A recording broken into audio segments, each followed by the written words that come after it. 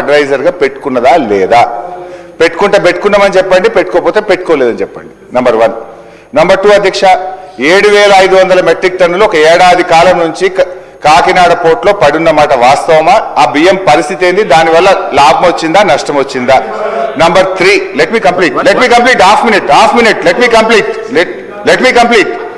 మీ complete sir. Last question, యాసంగికి bonus మా బల్లా రాజేశ్వర రెడ్డి గారు అడిగారు.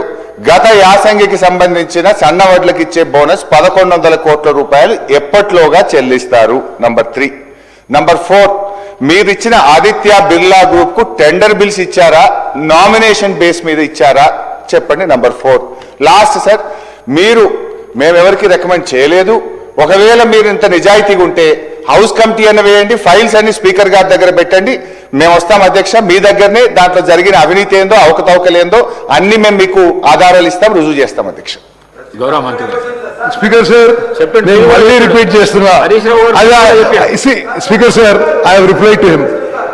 I am again replying. The Telangana rice export to Philippines is a major initiative. No other state in the country has exported to Philippines. అదేవిధంగా this is the highest price ever obtained for rice exports from India to Philippines. అదేవిధంగా అధ్యక్ష, నేను మళ్ళీ try చేస్తా. మీకెవరి మీద interest ఉండొచ్చు, మీరెవరి మీద recommend చేసిండ్రు, మీరు చేసిండ్రు. టెలిఫోన్లో ఫోన్ చేసి చెప్తే దాన్ని ఎంక్వైరీ చేస్తారు. ఆయన అడుగుతున్నారు చెప్తున్నా. ఆయన ఒక మనిషిని సివిల్ సప్లైస్ కమిషనర్ పంపించి ఆ ఆదిత్య బిర్లా గ్రూప్ బదులు వాళ్ళ వ్యాపారం ఏమని చెప్పిండు, you should not do this, you are involved in scam. అధ్యక్ష హరీష్ రావు గారు, ఇటువంటి విషయాలు నార్మలీ హౌస్ లో ప్రస్తావించాను నేను.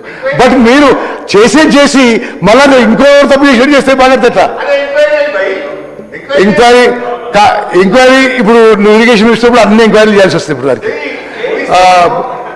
అధ్యక్ష, ప్రేమ్ చంద్ గర్గ్ అనే వ్యక్తికి ఫిలిప్పీన్స్ రైస్ ఎక్స్పోర్ట్ కి ఏమీ సంబంధం లేదు.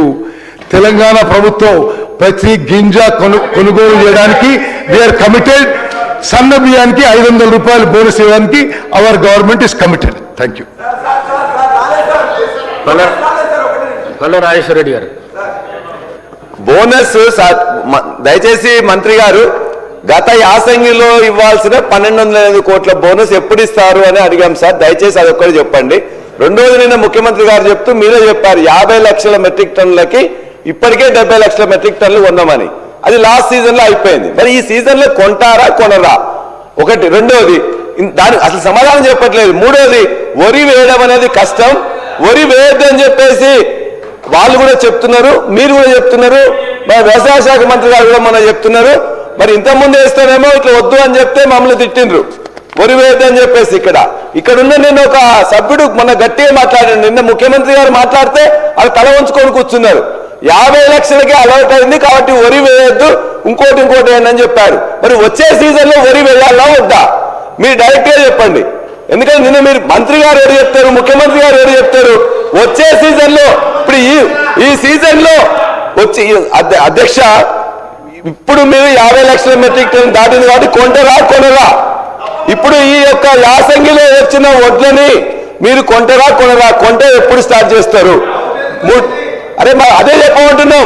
మూడోది, వచ్చే సంవత్సరం వానాకాలం వరి వేయాలా వద్దా? వేస్తే ఎంత వేయాలి? మంత్రి గారు దయచేసి చెప్పాలి. అధ్యక్ష, ఖరీఫ్ సీజన్లో కేంద్ర ప్రభుత్వం 54 లక్షల మెట్రిక్ టన్నుల ప్రొక్యూర్మెంట్కే టార్గెట్ ఇచ్చినా మా ప్రభుత్వం యొక్క కమిట్మెంట్ మేరకు 72 లక్షల మెట్రిక్ టన్నులు కొనుగోలు చేసి పైసలు ఇవ్వడం జరిగింది. ఎంఎస్పీ ఇచ్చినాము, బోనస్ ఇచ్చినాము.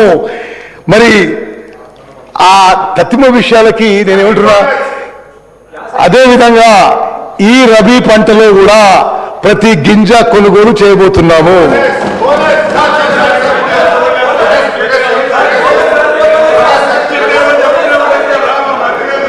అధ్యక్ష, గౌరవ మంత్రి గారు, యాసంగి పంటలో రబీకి బోనస్ ఎప్పట్లోగా చెల్లిస్తారంటే ఆయన సమాధానం చెప్పడం లేదు. ఒకటి. రెండోది అధ్యక్ష, ప్రేమ్ చంద్ గారు కూడా అడ్వైజర్ గా పెట్టుకున్నారా లేదా అంటే పెట్టుకున్నాము అంటలేడు, పెట్టుకోలేదు అని సమాధానం చెప్పడం లేదు. అదేవిధంగా ఫైల్స్ మీ దగ్గర పెట్టడానికి కూడా ఆయన ముందుకు రానందుకు నిరసన